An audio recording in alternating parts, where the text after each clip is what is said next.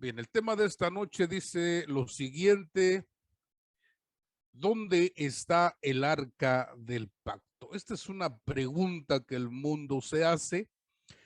También es una parte de nuestro módulo en el que estamos enseñando también las 7 arcas que menciona la escritura. Pero antes de mencionar el tema de las 7 arcas, nosotros vamos a hablar un poco acerca de este maravilloso artificio, podemos mencionarle. Es un objeto sumamente valioso, importante, maravilloso, impresionante, que la escritura nos menciona a través de los pasajes del Antiguo Testamento. Y bien, mis amados estudiantes, el arca del pacto, la pregunta es: ¿dónde se encuentra el arca del pacto? Bien, vamos a ir a las escrituras. Jeremías capítulo 3, verso número 16 dice lo siguiente: y acontecerá que cuando os multipliquéis y crezcáis en la tierra, en esos días, dice Jehová, no se dirá más arca de Jehová, ni vendrá al pensamiento, ni se acordarán de ella, ni la echarán de menos, ni se hará otra cosa. Qué tremenda palabra dice el Señor a través del profeta Jeremías. Siendo que para los judíos, mis amados estudiantes, este objeto llamado el arca de la alianza, el arca del pacto, era sumamente importante, ya que tenía la representación de la presencia de Dios en medio del pueblo. El arca del pacto era el lugar donde descendía la nube y Dios podía perdonar a Israel de sus pecados. Año tras año sucedía esto. El arca del pacto funcionaba como presencia, pero también era protección para Israel. Pues dijo Dios: habitaré en medio de ellos. Y esta fue la forma en la que Dios diseñó habitar en medio del pueblo a través de este artefacto llamado el arca de la alianza o el arca del pacto. Fíjense que este objeto, mis amados estudiantes, tenía un peso aproximadamente de 2,000 kilos, 2 toneladas, y era cargada por 4 hombres. De manera que se cree, según los eruditos y los rabinos, creen que el arca, mis amados estudiantes, levitaba, flotaba. Al momento de que los sacerdotes colocaban las varas y era levantada, el artefacto, mis amados estudiantes, levitaba, flotaba en el aire, porque era imposible que un hombre cargase 500 kilos por un lado, 500 por otro, 500 por otro y 500 por otro lado. De manera que era Dios llevando él mismo el arca de la alianza. Bien, vamos a ver a continuación qué situaciones son adversas, a pesar de que el arca del pacto, mis amados estudiantes, era una bendición. Era una bendición de parte de Dios para Israel.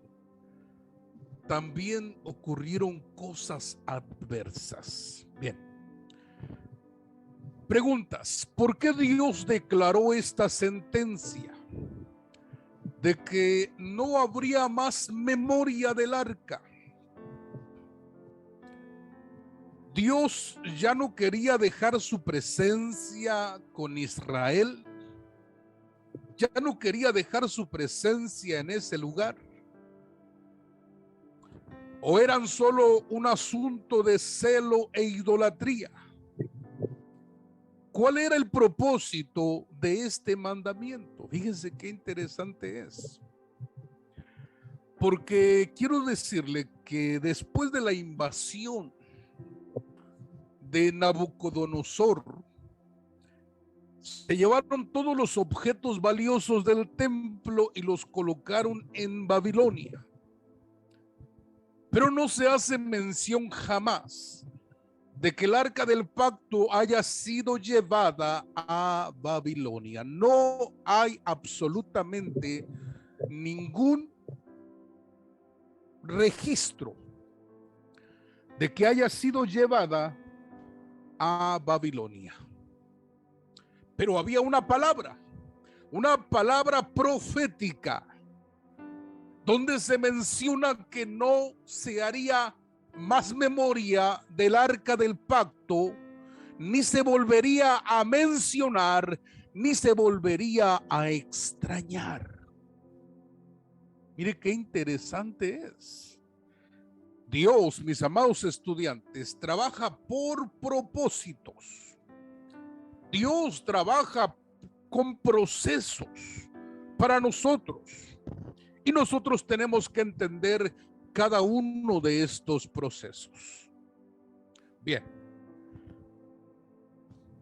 Quiero mostrarle aquí lo que es el tabernáculo de Moisés. La pregunta es, ¿qué debiera de buscar el pueblo en el tabernáculo de Moisés? ¿Qué debería de buscar el pueblo? ¿Qué debería de buscar Israel? ¿Qué debería de buscar el sumo sacerdote? Tenemos la entrada del tabernáculo, tenemos el altar de sacrificio, el altar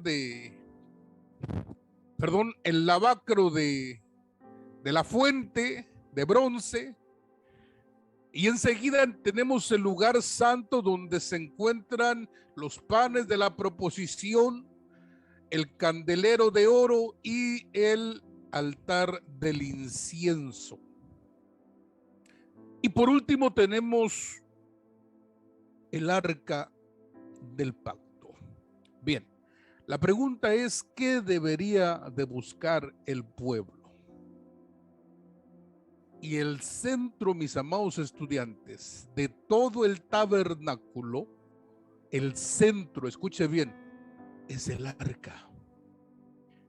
El arca es lo más importante que había que buscar, porque sin el arca no había perdón de pecados, sin el arca no había visitación de Dios, sin el arca no había manifestación de Dios, no habría cumplimiento de las promesas.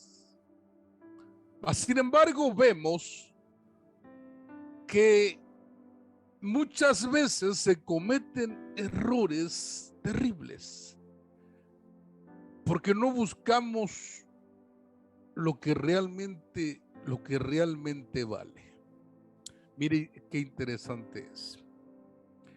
El centro del tabernáculo. Mire, el tabernáculo de Moisés era majestuoso. A pesar de que era una tienda, mis amados estudiantes, a pesar de que era una tienda, el tabernáculo de Moisés era majestuoso. Estaba hecho con una precisión, estaba hecho con una terminación tan escultural, tan maravillosa. Dice la escritura, hecho de ropas primorosas, confeccionadas de manera artesanal. Mire qué interesante es. Bien, ¿cuál era la gloria de todo el tabernáculo? ¿Cuál era la gloria? el arca del pacto. Era el centro del tabernáculo, la cual se encuentra en el lugar santísimo. Bien. Vamos a ver, mis amados, a pesar de que Israel tiene el arca del pacto, que es la presencia misma de Dios, ¿qué es lo que la gente buscó en ese tiempo? Le pregunto esta noche, ¿buscaron la presencia de Dios? ¿Buscaron el arca del pacto? ¿Anhelaron el arca del pacto? A pesar de que ellos tenían el arca del pacto, la Escritura dice que lo primero que buscaron fue el becerro de oro. Mire qué tremendo es. Qué tremendo es. Después de tener la presencia de Dios, no se conformaron, sino que buscaron todavía algo más. La presencia de Dios era protección, la presencia de Dios era paternidad, la presencia de Dios era sustento. La presencia de Dios era promesas que debían de cumplirse, como la tierra prometida. Mas sin embargo, ellos buscaron el becerro de oro. Bien, déjeme leerle lo que significa, lo que nos dice Éxodo capítulo 32 y verso 3. Dice lo siguiente: entonces todo el pueblo apartó los zarcillos de oro que tenían en sus orejas y los trajeron a Aarón. Y él los tomó de las manos de ellos y le dio forma con buril, e hizo de ellos un becerro de fundición. Entonces dijeron: Israel, estos son tus dioses que te sacaron de la tierra de Egipto. Fíjese qué cosa más tremenda. Ya tienen la presencia de Dios, hay una manifestación, hay provisión, hay protección. De día era columna de nube, de noche era columna de fuego.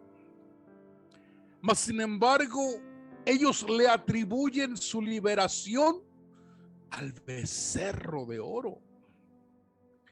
Cambiaron el cordero por el becerro. Y es lo que pasa hoy en día. Hoy en día se pregunta a la gente: ¿y dónde está el arca del pacto? ¿Cuál sería la diferencia entre encontrarla o no encontrarla? ¿Hallarla o no hallarla? ¿Cuál sería la diferencia? ¿Qué marcaría la diferencia en la vida de las personas, en la historia del mundo?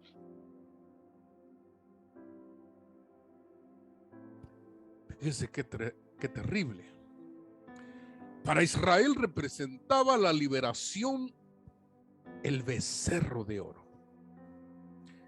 Fíjese qué terrible es, porque estamos viviendo tiempos proféticos donde no hay un gobierno teocrático, sino que se encuentra actualmente un gobierno democrático dentro de las iglesias.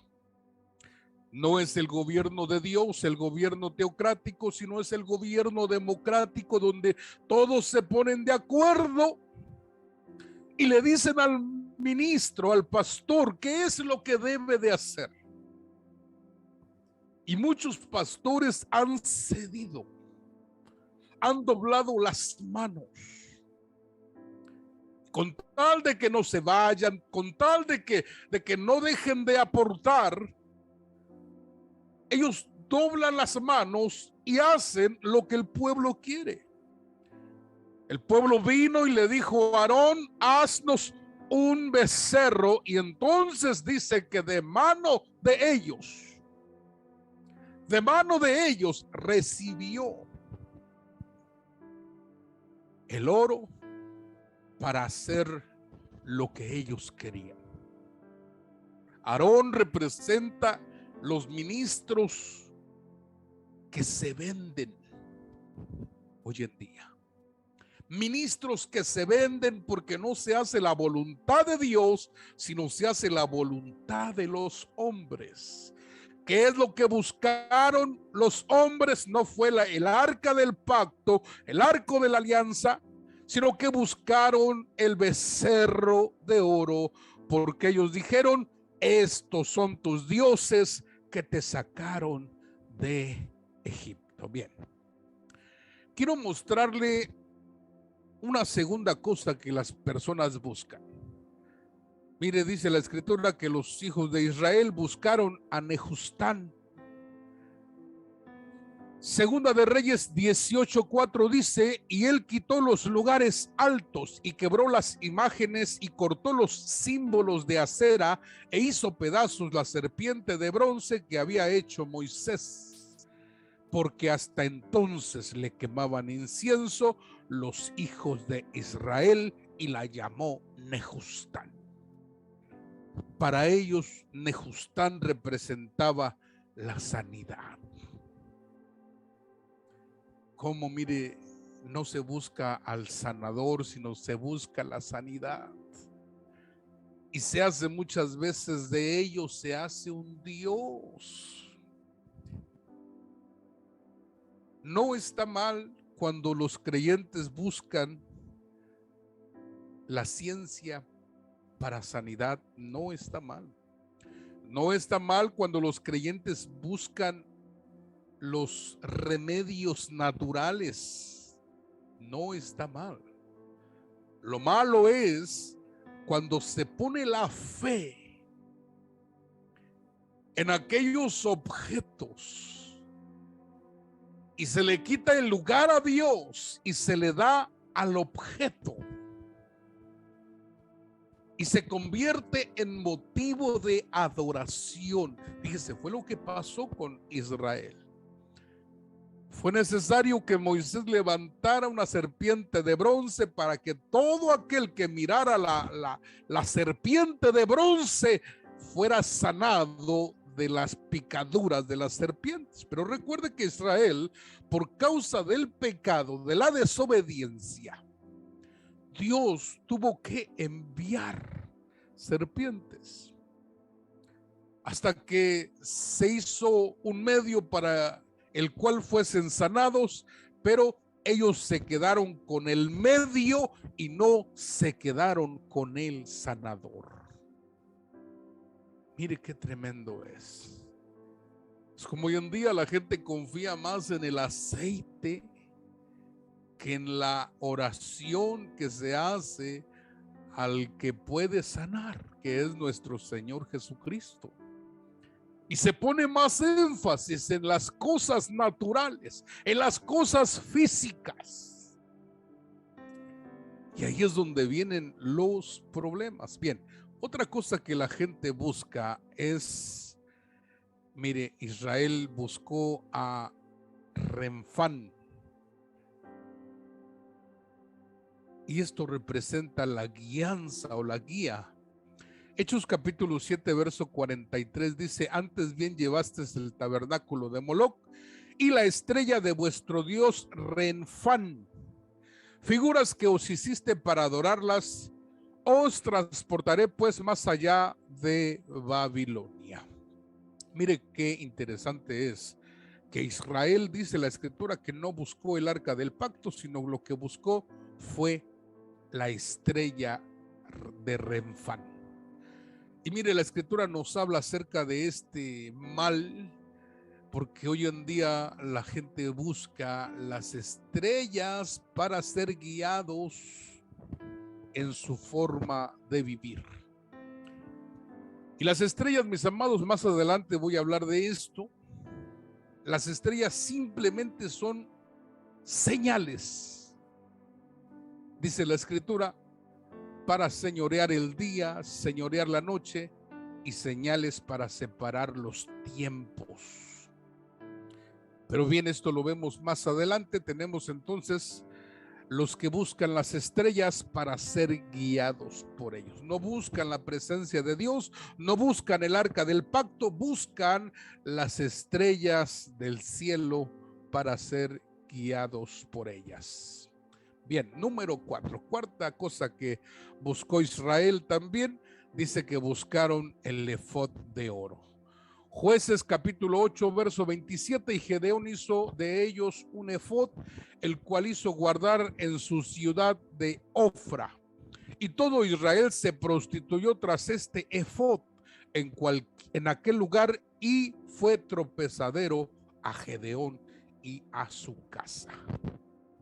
Miren cómo se puede volcar el pueblo, se puede volcar a la idolatría tan fácilmente.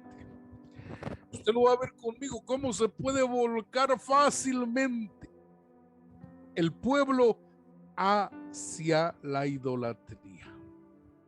Bien, tenemos entonces el efod, que representa el sacerdocio.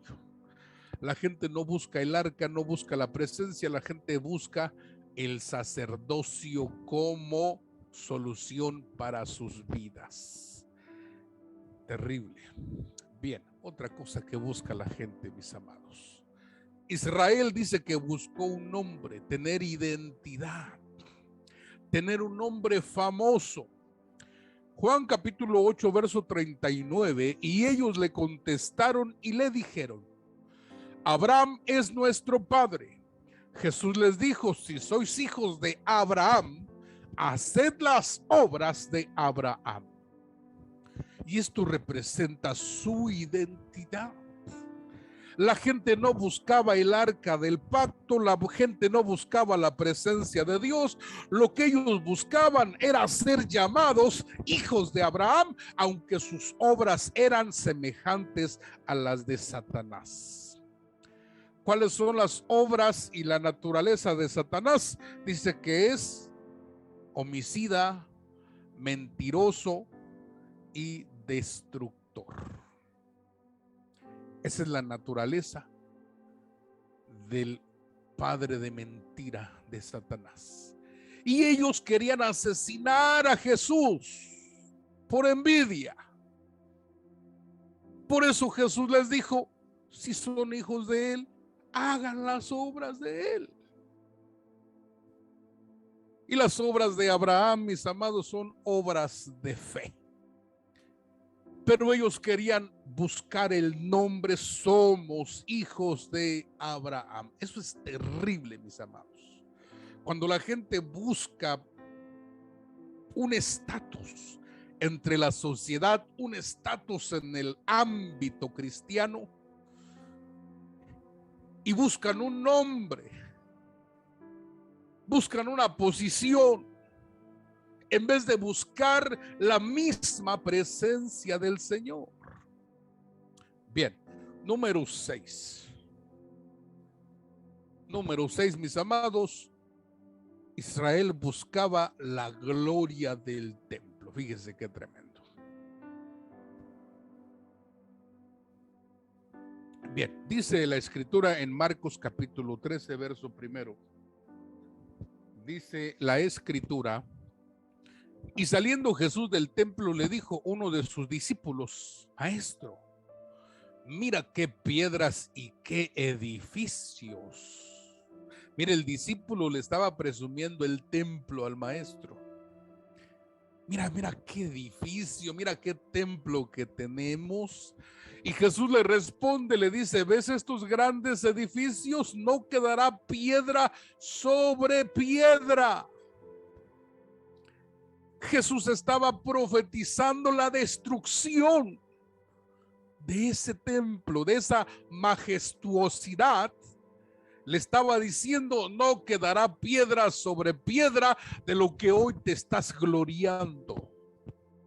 O sea, la gente no buscaba el arca del pacto. La gente no buscaba la presencia de Dios, que dijimos que es el núcleo, el centro del tabernáculo, el centro del templo, pero la gente no buscaba eso, sino que buscaban la gloria del templo. Y número 7, Simplemente buscaban el arca como mueble, no como presencia de Dios. Bien. Primera de Samuel, capítulo 4, verso 5 dice: y aconteció que cuando el arca del pacto de Jehová llegó al campamento, todo Israel gritó con tan gran júbilo que la tierra tembló. Y esto representa para ellos, mis amados, representa protección.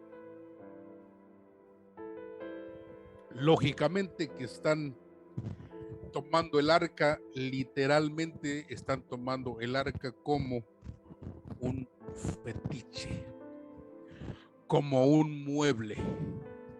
Mire, porque estaban menospreciando lo que Dios hacía, y cuando el arca del pacto llegó, ellos creyeron que había llegado la protección, la presencia de Dios, pero las cosas ya no fueron igual para Israel, para el sacerdocio que en aquel tiempo estaba ejerciendo, del cual Dios había hablado que venía juicio sobre la casa de Elí. De manera que buscaban el arca, pero no como la presencia de Dios, sino como un mueble, un fetiche de protección, como un amuleto de protección. Y hoy en día es lo que la gente está buscando. No están buscando el arca, no están buscando o gloria personal, o están buscando utilizarlo como un fetiche más. Bien. La búsqueda de Israel, mis amados estudiantes, son 7 cosas que Israel buscaba, pero que estaba equivocado.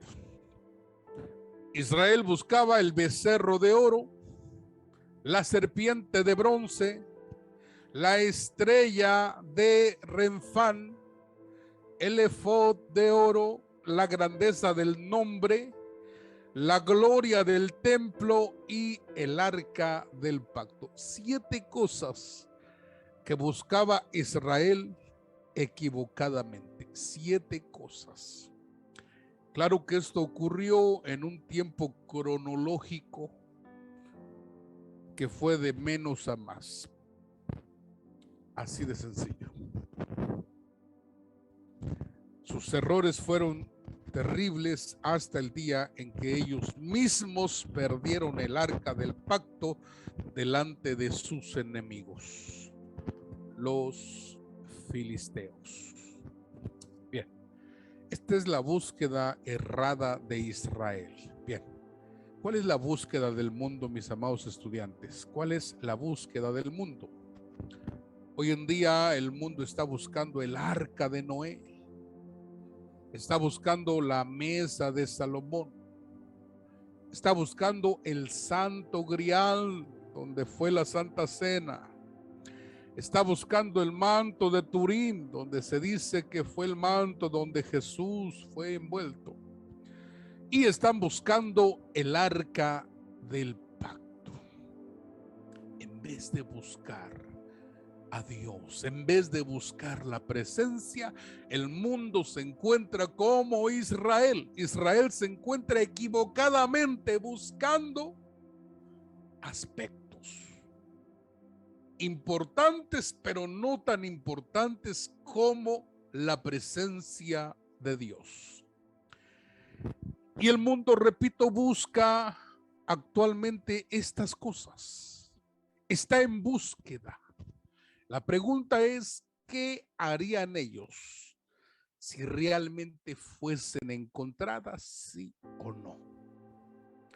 Hace tiempo dijeron que se había descubierto, después se desmintió el asunto, el arca de Noé, y etcétera, etcétera, etcétera. Están en que sí, en que no, y etcétera, etcétera, etcétera. Esto nunca se acaba. Buscando la mesa de Salomón, donde dice que está escrita toda la sabiduría y el nombre de Dios, y el que lo descubra, entonces descubrirá todo el conocimiento que está en esa mesa grabada.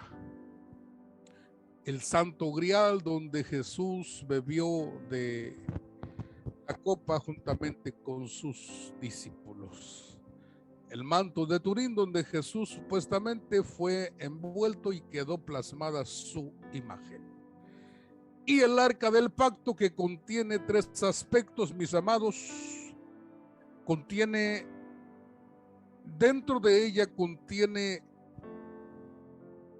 las tablas de Moisés, el maná que descendió del cielo en un redoma cubierto con brea, y la vara de Aarón que reverdeció.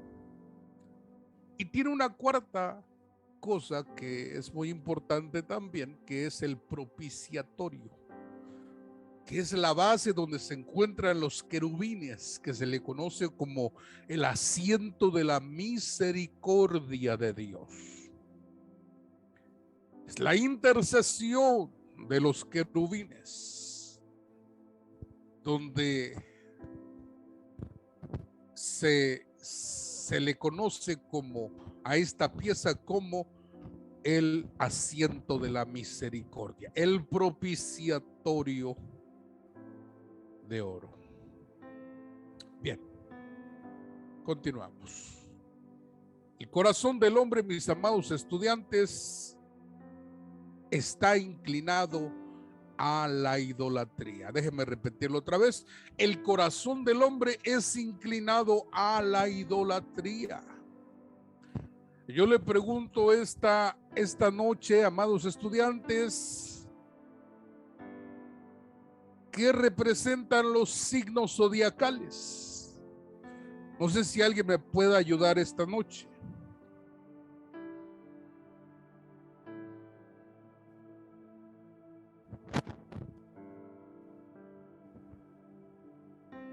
Pues, según entiendo,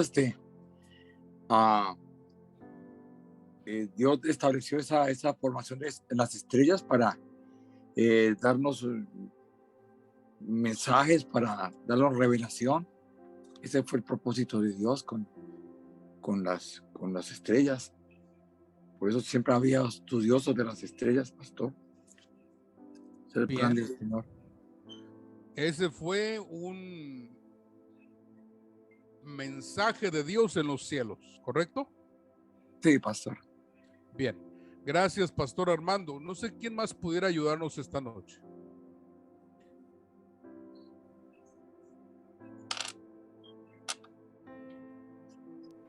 ¿Alguien más que nos pudiera ayudar esta noche? Sí, bendiciones. ¿Me escuchan? Adelante, pastor Carlos, sí. Amén. Bueno, algo de lo que el uso que le han dado también es de adivinación, otros es de guianza, otros es de buena suerte, de alguna u otra forma, y también lo buscan como un parámetro. O sea, la gente que nace en ciertas fechas que marcan signos zodiacales de tal a tal periodo, y los que nacen tienen unas características, los que nacen en ese periodo, en ese lapso. Los que nacen en otro periodo tienen otro tipo también de carácter. Es lo que han sacado hoy en día, o esto es lo que lo utilizan, el horóscopo. Realmente está basado en determinar el futuro. Bien, eso está determinado según los hombres, ¿verdad? Según los hombres, eso es lo que según los hombres y la astrología, ¿verdad? Según la astrología, esto nos indica y nos guía y etcétera, etcétera, etcétera. Bien, pero Dios, ¿por qué dejó estas constelaciones en el cielo? ¿O para qué las dejó? Okay. En ese sentido, en algunos es para guía en cuanto a lo natural. Por ejemplo, nos marca lo que hablan de la Osa Mayor, o que nos hablan el posicionamiento de las estrellas para los navegantes. Cuando están en el mar, sirven para guiar según la constelación, porque algunas están en ciertas posiciones, unas al norte, otras al sur, y a partir de ello, ellos pues pueden navegar. pueden navegar. Bueno, digamos que Dios las colocó también para que el hombre pudiese utilizarlas como medio de navegación. Correcto. Bien, a uno más que me ayude. Gracias, Pastor Carlos. Uno más que me ayude, alguien más que me ayude, por favor.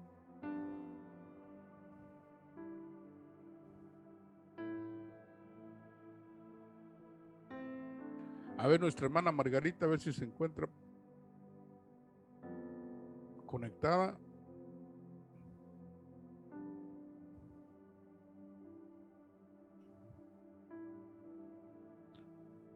Bien, alguien que me escuche por ahí, alguien más que nos quisiera ayudar.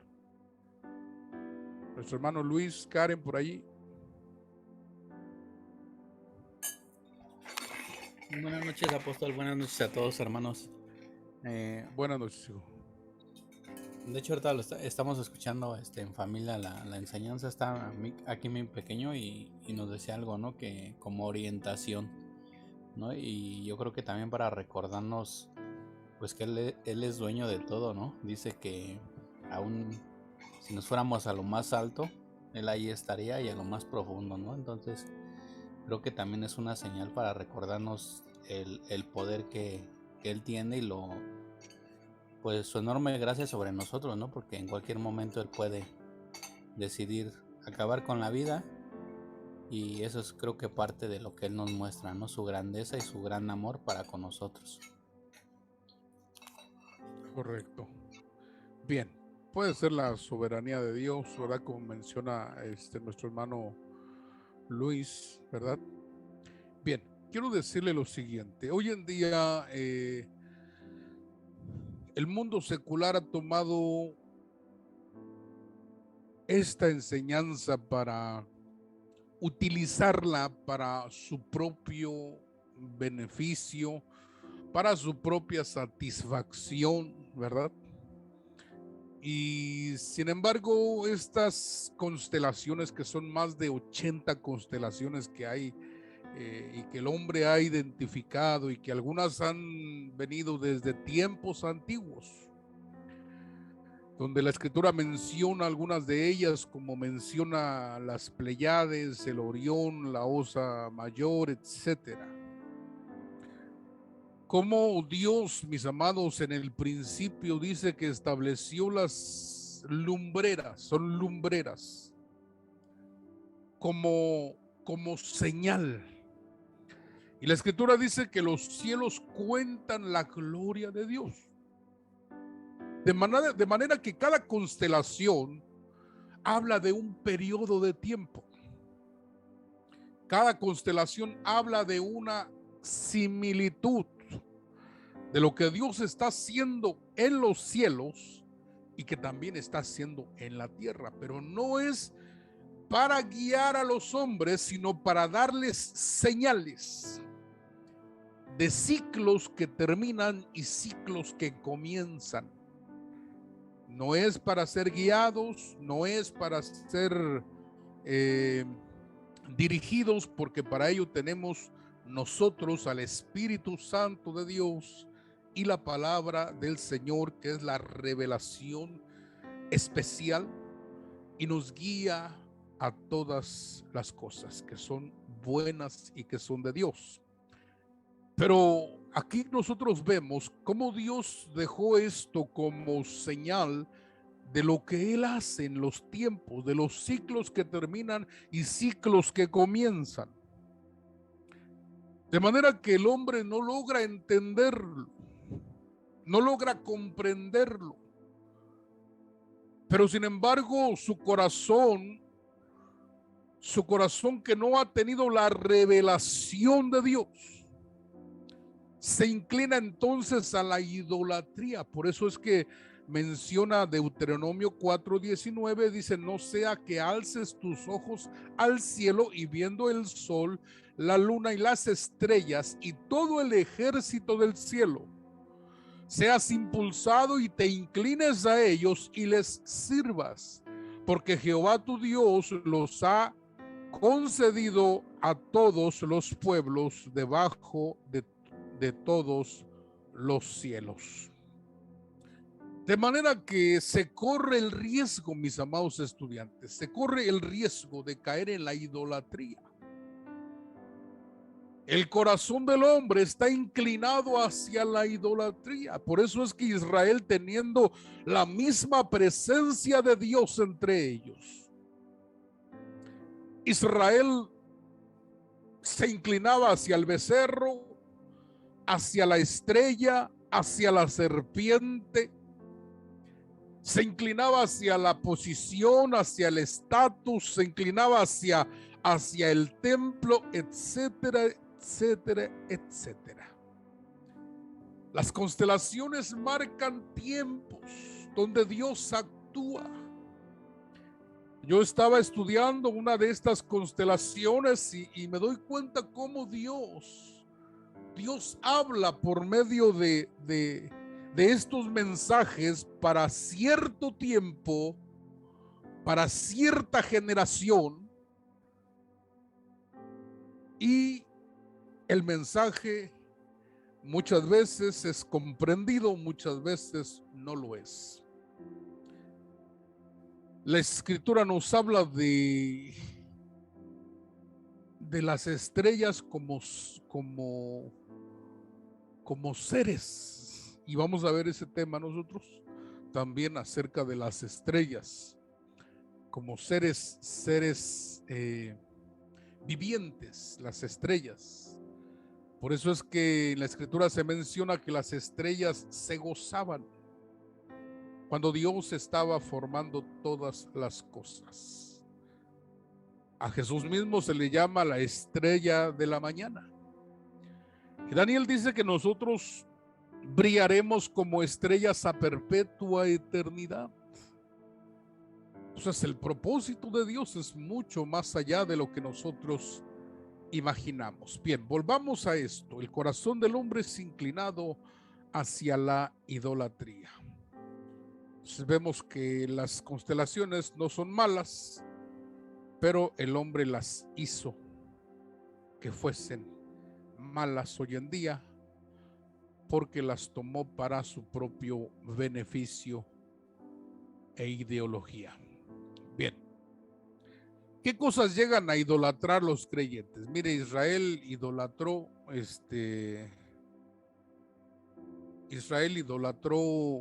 lo que ya mencionamos.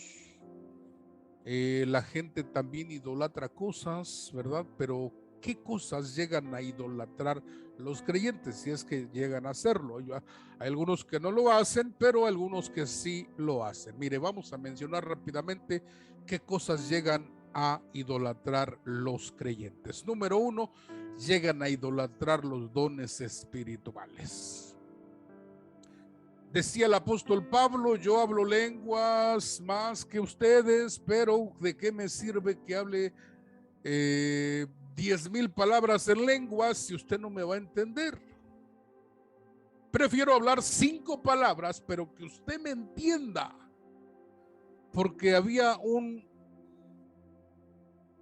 una adoración por los dones. En la iglesia de Corintios había una competencia, un desenfreno en la cuestión de los dones espirituales. Pero mire qué tremendo es. Los creyentes llegan a idolatrar los dones espirituales.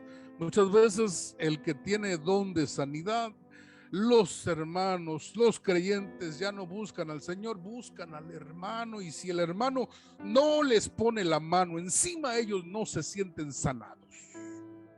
Y dicen: es que no me tocó, es que no puso su mano sobre mí, es que no, etcétera. Están idolatrando al don y no al Señor de los dones, que es el que sana, el que hace, el que cura.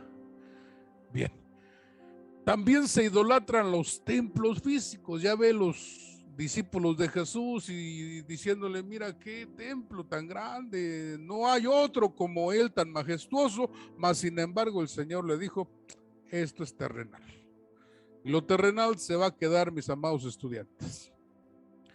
Bien, los cristianos llegan a idolatrar, los creyentes llegan a idolatrar los dones espirituales, los templos físicos, los nombres ministeriales. No, si usted es de parte de nosotros, entonces usted está bendecido, usted es salvo, usted es esto, usted es aquello. Si no pertenece a nuestra organización, usted no es salvo, usted no es salvo. Error e idolatría. Muchas veces llegan a idolatrar a los ministros, que son hombres mortales.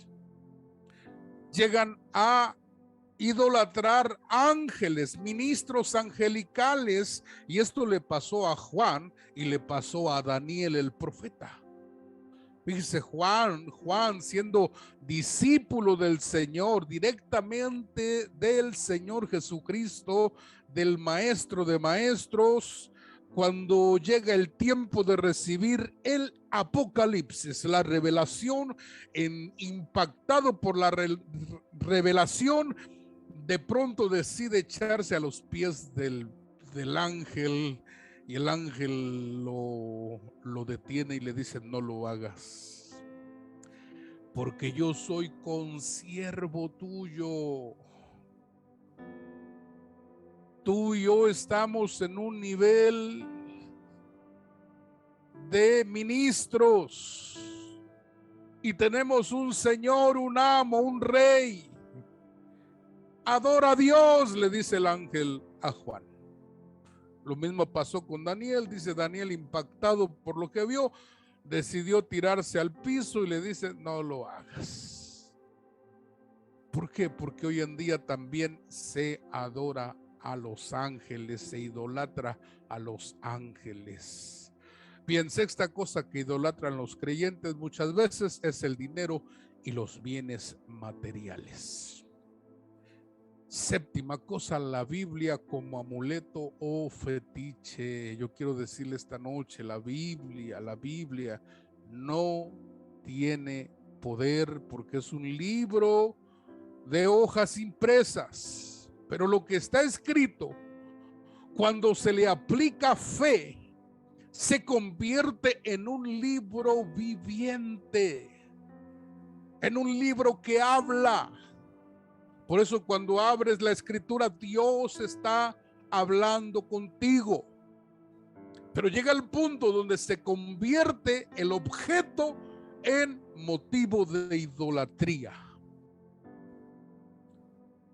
Conocí a un hombre que para poder dormir tranquilo tenía que colocarse una Biblia grande en el estómago, en el pecho una Biblia mediana y en la cabeza un Nuevo Testamento. Era la única forma en la que él podía dormir tranquilo. Lógicamente estaba estorbado por demonios. Bien. Preguntas hasta aquí, mis amados estudiantes. Preguntas.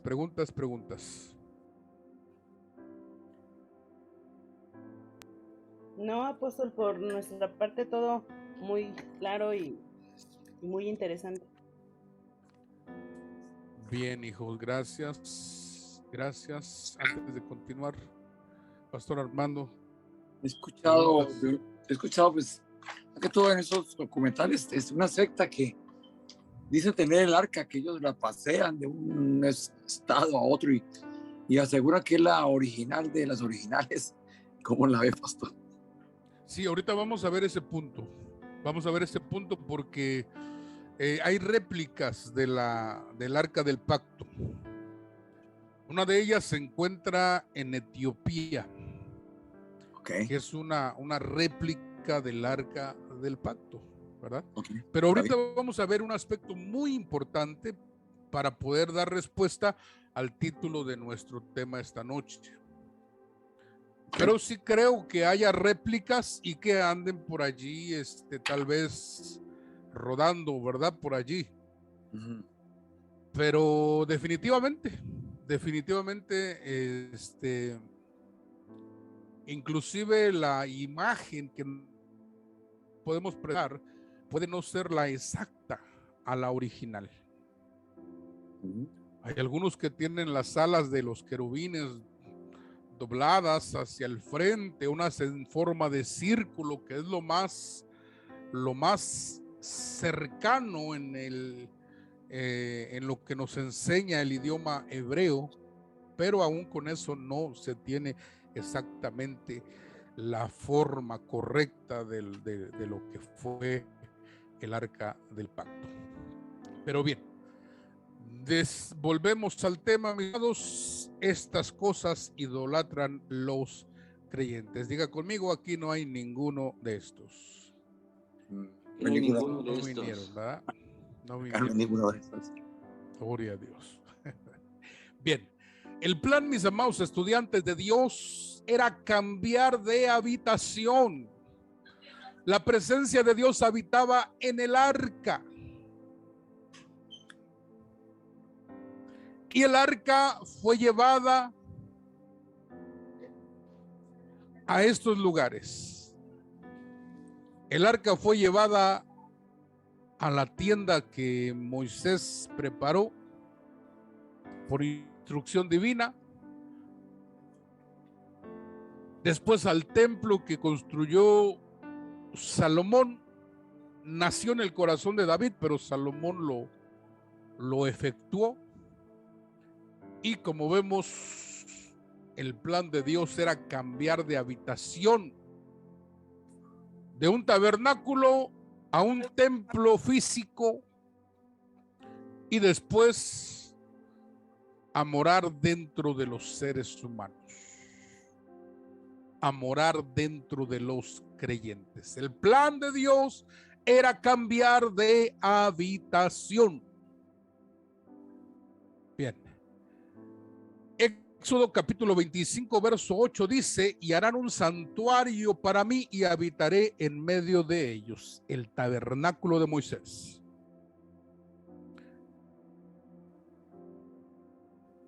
Después dice en Primera de Reyes 6:12: con relación a esta casa que tú edificas, si anduvieres en mis estatutos e hicieres mis decretos y guardares todos mis mandamientos, andando en ellos, yo cumpliré contigo mi palabra que hablé a David tu padre, y habitaré en ella en medio de los hijos de Israel, y no dejaré a mi pueblo Israel. Entonces de la tienda de Moisés pasamos al templo. Un templo con gloria. Ahora bien, yo quiero explicar lo siguiente. La última mención que hay del arca del pacto en las escrituras aparece bajo el reinado de Josías, que es del año 639 antes de Cristo. Segunda de Crónicas 35:3: y dijo a los levitas que enseñaban a todo Israel y que estaban dedicados a Jehová: poned el arca santa en la casa que edificó Salomón, hijo de David, rey de Israel, para que no la carguéis más sobre los hombros. Ahora servid a Jehová vuestro Dios y a su pueblo Israel. Fíjense que Josías es un reformador. Josías viene y comenzó a trabajar con el pueblo, comenzó a sacar la idolatría, comenzó a quemar los huesos de los sacerdotes idólatras, comenzó a limpiar todo, a quemar las imágenes. Todo lo referente a la idolatría fue destruido en el tiempo de Josías. Fue encontrado el libro de la ley y el arca volvió al templo que edificó Salomón, porque los reyes anteriores habían sido idólatras y habían sacado o mandado sacar el arca. Ahora bien, bajo el reinado de Josías es donde se pierde el arca. No existe más mención del arca, ni siquiera cuando fueron llevados a Babilonia como esclavos. Llevaron todos los objetos de la casa del Señor y no se menciona el arca, porque el arca tuvo otro fin. Bien, vamos a ver este ejemplo. Dios ocultó la tumba y el cuerpo de Moisés. Fíjese, Dios escondió primero la sepultura donde fue sepultado. Dios escondió ese lugar. Dice Deuteronomio 34:6, y lo enterró en el valle, en la tierra de Moab, frente a Bet-peor, y ninguno conoce el lugar de su sepultura hasta hoy. Pero parece ser que el mundo espiritual sí sabía dónde se encontraba ese lugar. Porque dice Judas capítulo 1 verso 9, pero cuando el arcángel Miguel contendía con el diablo y disputaba acerca del cuerpo de Moisés, no se atrevió a proferir juicio de maldición contra él, sino que dijo: el Señor te reprenda. De manera que Dios defendió el cuerpo, y la sepultura fue un lugar que solamente Dios conoce. De manera que si Dios ocultó el cuerpo de Moisés, ocultó el Señor la sepultura de Moisés. ¿Por qué? Porque el corazón, mis amados, de los hombres es inclinado a la idolatría.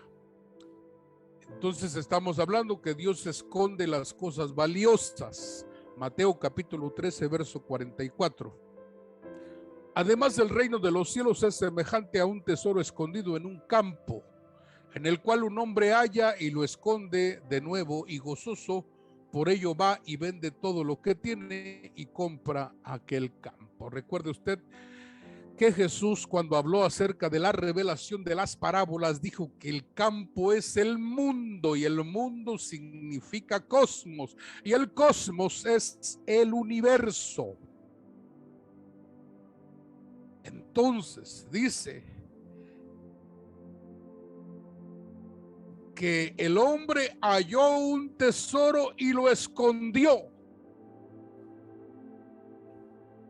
Hubo gozo por ello, vendió lo que tenía y compró el campo, porque había algo valioso en el campo. No vamos a hablar ahorita de las cosas valiosas, porque nos saldríamos del tema y el tiempo está avanzando, pero sí le quiero mencionar cosas valiosas que Dios esconde. Número 1, Dios escondió el huerto del Edén. Nadie más pudo entrar al huerto. Número 2, Dios escondió el sepulcro de Moisés. Nadie sabe dónde quedó. Número 3, Dios escondió el arca del pacto. Si escondió el huerto, escondió el cuerpo de Moisés, escondió el arca del pacto. Otra cosa que Dios escondió, dicho sea de paso, escondió la sabiduría. Está escondida y solo es dada a quien el Señor quiere. Bien. Dios esconde lo valioso. ¿Dónde está el arca del pacto? Recuerde que el propósito principal no era lo material, sino el propósito era que la presencia de Dios estaría en arcas vivas, arcas vivientes, como lo somos nosotros el día de hoy. Bien, también quinta cosa, Dios escondió los secretos. Bien, continuamos. Mire, en este intervalo, mis amados, recuerde que estamos hablando de que Dios vino a morar en el tabernáculo, después moró en el templo, y entonces comenzamos a hablar de Josías. Y en ese intervalo sucede algo interesante. Dice Habacuc capítulo 1 verso 5: mirad entre las naciones y ved y asombraos, porque haré una obra en vuestros tiempos que aun cuando se os contare no la creeréis. Entonces tenemos la venida de nuestro Señor Jesucristo. Recuerde que nació de la Virgen, murió cumpliendo el propósito del Padre y resucitó. Y Él dijo: no los dejaré huérfanos, sino que les enviaré el Consolador que estará con vosotros hasta el fin. Entonces nos dieron al Espíritu Santo como Consolador. Y ahí es donde las cosas tomaron otro curso. El plan de Dios era cambiar de habitación. Pasó de estar en el tabernáculo al templo, y del templo a morar dentro de los vasos de barro. Primera de Corintios 3:16 dice: ¿no sabéis que sois templo de Dios y que el Espíritu de Dios mora en vosotros? El Espíritu Santo vino a morar en nosotros. El Consolador, que es la presencia del Padre, la presencia del Hijo y el Espíritu en nosotros. Mire qué interesante es. De manera que el arca, mis amados, el arca fue escondida. Porque la Escritura dice que en el cielo hay otra arca, que es la original, de donde sacaron el diseño para hacer la terrenal. Pero la terrenal fue escondida por Dios.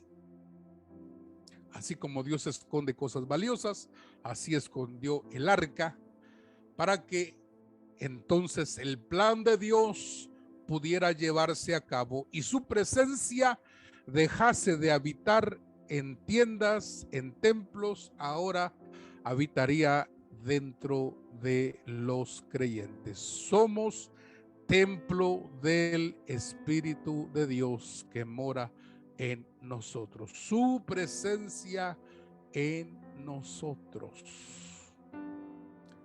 Ahora que podemos decir, nosotros somos el templo. Y recuerde que dentro del arca había tres cosas importantes, que era el testimonio de Dios. Y la Escritura dice que el Espíritu da testimonio a nuestro espíritu que somos hijos de Dios. De manera que también somos arcas vivientes. Y la próxima clase vamos a hablar de las características, 12 características de las arcas vivientes que somos nosotros los creyentes. Bien, aquí voy a detenerme, mis amados estudiantes. No sé si tengamos alguna pregunta, alguna duda al respecto. Pastores, ¿alguna pregunta, alguna duda?